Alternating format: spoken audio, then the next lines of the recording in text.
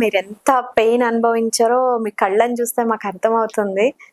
నిజంగా. సో, ఇప్పుడు ఎటువంటి కమిట్మెంట్ లేకుండా సినిమా ఆఫర్ వస్తే మీరు చేస్తారా? నేను రెడీగా ఇప్పటికి కూడా నేను చెప్తాను. నాకు కమిట్మెంట్ లేకుండా అండ్ డబ్బులు కూడా నువ్వు తక్కువ ఇయ్యి. నేను కారు తీసుకొని నా కారు నేను ట్రావెలింగ్ పైసలు నేను పెట్టుకుంటాను. నా కారు నేను తీసుకొస్తాను. అన్నం పెట్టు చాలు.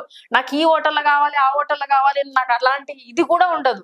నేను తెలంగాణ అమ్మాయిని హ్యాపీగా గెలిపై కారు వేసుకొని కూడా తిని హ్యాపీగా ఉండే రకాన్ని నేను.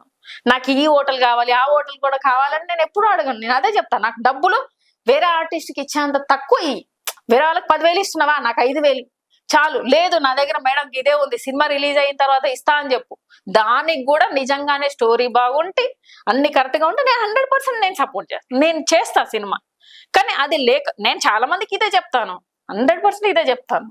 చెప్పననే లేదు. నాకు అవకాశాలు ఇప్పటికీ కూడా వస్తుంటాయి. కానీ నాతోని కాదు.